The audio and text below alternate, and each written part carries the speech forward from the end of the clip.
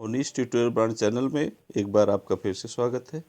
देखिए, light chapter में जो है काफ़ी टॉपिक आप पढ़ चुके हैं, बस थोड़ी बहुत टॉपिक और बची हुई है। आज हम लोग जो है प्रतिबिंब, इमेज क्या होता है, उसको पढ़ते हैं। इससे पहले कि प्लीज़ चैनल पे नए हो तो चैनल को सब्सक्राइब कर लीजिए, ज़्यादा से ज़्यादा लाइक शेयर एंड कमेंट करिए। ओके, आगे देखिए। प्रतिबिंब क्या होता है कि जब प्रकाश की किरणें वस्तु के किसी बिंदु से चलकर परावर्तन के पश्चात किसी दूसरे बिंदु पर जाकर मिलती हैं, तो इस दूसरे बिंदु को पहले बिंदु का प्रतिबिंब कहते हैं। ठीक है। प्रतिबिंब दो प्रकार के होते हैं। ठीक है। जब आप चाहे दर्पण चाहे लेंस जिससे भी देखते हैं तो प्रतिबिंब हमें दो कैटेगरी के मिलेंगे। एक जो है रियल इमेज होता है, एक वर्चुअल इमेज होता है, वास्तविक प्रतिबिंब, और दूसरा जो है आभासी प्रतिबिंब। ठीक, तो मौके पर हम लोग जो है चूंकि मिरर पढ़ रहे हैं, दर्पण पढ़ रहे हैं, तो दर्पण द्वारा प्रतिबिंब का बनना भी आप सीख चुके हैं, उसके नियम बता दिए गए, किरण आरेख भी आपको दे दिया गया। बस इमेज की डिफिनीशन आपको नहीं बताई गई थी, तो इसलिए यहाँ डिफिनीशन बताई जा रही है। तो देखिए, वास्तविक प्रतिबिंब, रियल इमेज क्या है कि यदि किसी बिंदु वस्तु से चलने वाली प्रकाश किरणें परावर्तन के पश्चात किसी दूसरे बिंदु पर वास्तव में मिलती हैं, तो दूसरे बिंदु पर बने प्रतिबिंब को बिंदु वस्तु का वास्तविक प्रतिबिंब कहते हैं। इस प्रतिबिंब को पर्दे पर प्राप्त किया जा सकता है। तो रियल इमेज जो होती है उसे हम पर्दे पर प्राप्त कर लेते हैं, जबकि इसका उल्टा आभासी होगा। आभासी को पर्दे पर प्राप्त नहीं किया जा सकता।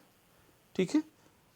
तो वास्तविक प्रतिबिंब क्या है कि यदि किसी बिंदु वस्तु से चलने वाली प्रकाश किरणें परावर्तन के पश्चात किसी दूसरे बिंदु पर वास्तव में माने रियल में मिलती हैं, तो दूसरे बिंदु पर बने प्रतिबिंब को बिंदु वस्तु का वास्तविक प्रतिबिंब कहते हैं।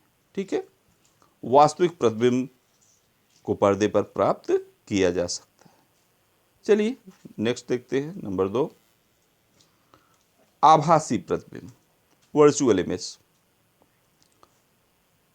यदि किसी बिंदु वस्तु से चलने वाली प्रकाश किरणें परावर्तन के पश्चात किसी दूसरे बिंदु पर वास्तव में नहीं मिलती हैं, बल्कि दूसरे बिंदु से आती हुई प्रतीत होती है, तो इस बिंदु पर बने प्रतिबिंब को बिंदु वस्तु का वास्तविक प्रतिबिंब कहते हैं।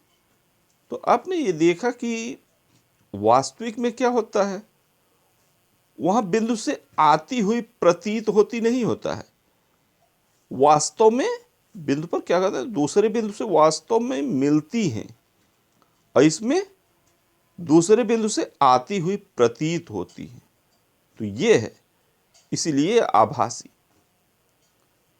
कि यदि किसी बिंदु वस्तु से चलने वाली प्रकाश किरणें परावर्तन के पश्चात किसी दूसरे बिंदु पर वास्तव में नहीं मिलती, बल्कि आती हुई प्रतीत होती हैं, तो इस बिंदु पर बने प्रतिबिंब को बिंदु वस्तु का आभासी प्रतिबिंब कहते हैं। ठीक है। और इसको मैंने पहले भी बताया था कि इस प्रतिबिंब को पर्दे पर प्राप्त नहीं किया जा सकता, जबकि वास्तविक को प्राप्त किया जा सकता। आभासी का केवल फोटो लिया जा सकता है। ठीक है ना। चलिए नेक्स्ट टॉपिक है, ये तो हो गया इमेज और टाइप ऑफ इमेज, माने प्रतिबिंब क्या है, प्रतिबिंब के प्रकार। प्रतिबिंब दो प्रकार के आप पढ़ लिए, वास्तविक और आभासी। अब हम लोग देखते हैं, ये नई टॉपिक है, संयुग्मी फोकस, कॉन्जुगेट फोकी। बहुत इंपॉर्टेंट ये भी डिफिनेशन है कि उन दो बिंदुओं को जिनमें से किसी एक बिंदु पर रखी वस्तु का वास्तविक प्रतिबिंब दूसरे बिंदु पर बनता है, तो उसे संयुग्मी फोकस कहते हैं। मतलब उन दो बिंदुओं को जिनमें से किसी एक बिंदु पर रखी वस्तु का वास्तविक प्रतिबिंब दूसरे बिंदु पर बनता है, उसे संयुग्मी फोकस कहते हैं। अच्छा, संयुग्मी फोकस किसमें संभव है, ये भी बहुत पूछा गया है, कंपटीशनल क्वेश्चन है वैसे भी, कि संयुग्मी फोकस केवल अवतल दर्पण में ही संभव है, उत्तल दर्पण में ये संभव नहीं है। ठीक है, तो नेक्स्ट टॉपिक देखा जाए।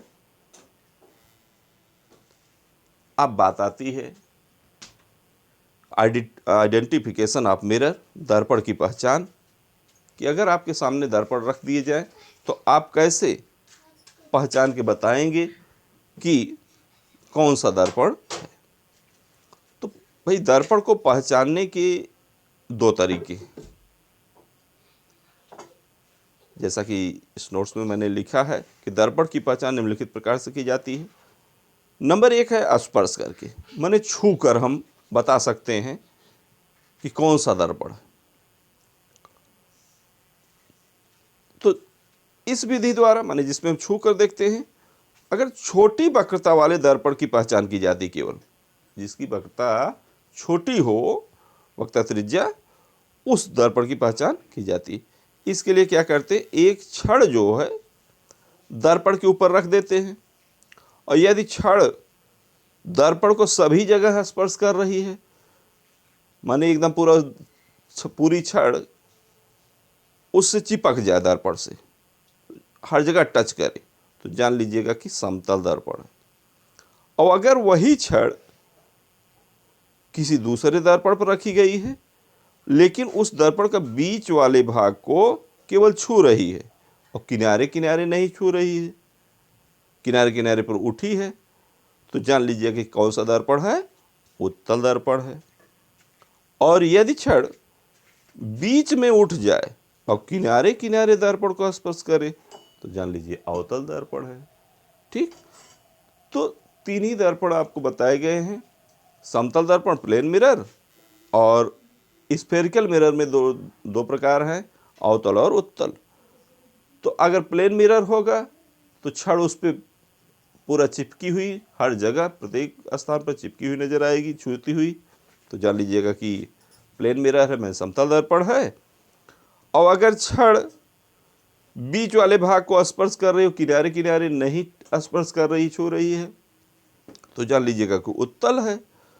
और अगर छड़ किनारे किनारे स्पर्श करे और बीच में उठी रहे, बीच वाले भाग को टच न कर रही हो, छू न रही हो, तो जान लीजिएगा अवतल दर्पण।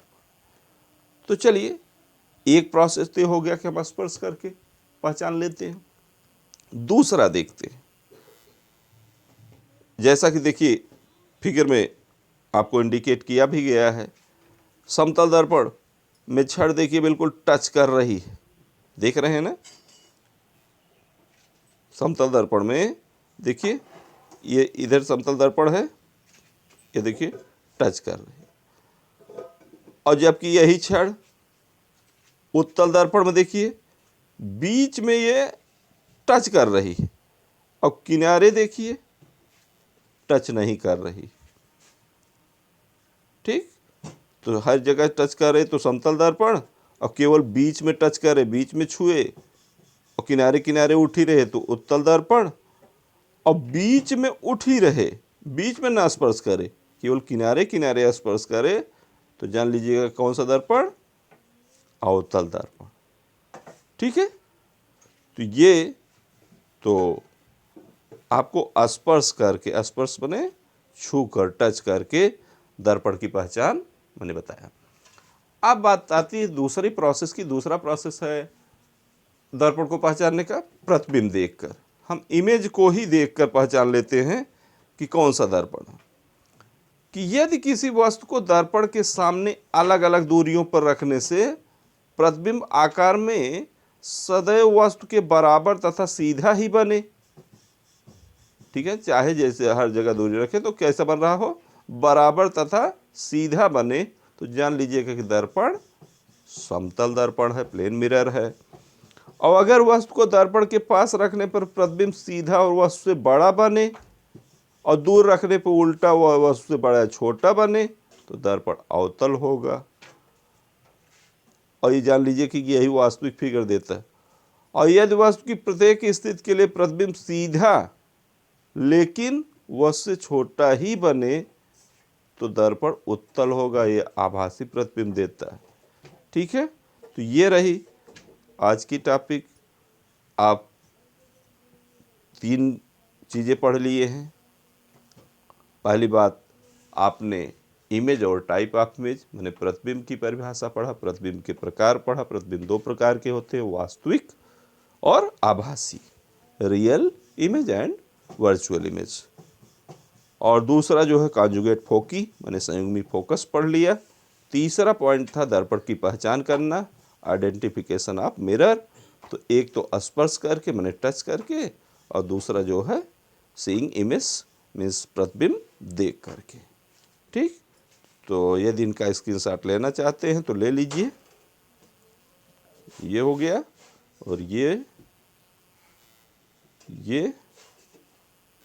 और ये 4 हो गए। तो प्लीज़ चैनल पर नए हो तो चैनल को सब्सक्राइब कर लीजिए, ज़्यादा से ज़्यादा लाइक शेयर और कमेंट करिए।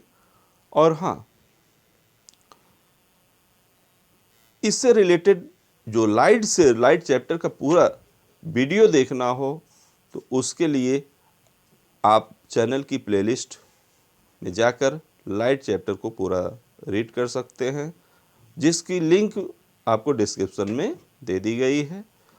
और यदि आप नोट्स चाहते हैं, जो जैसे आज का वीडियो है इसका नोट्स, तो नोट्स चाहते हैं तो आपको टेलीग्राम की भी लिंक डिस्क्रिप्शन में मिल जाएगी।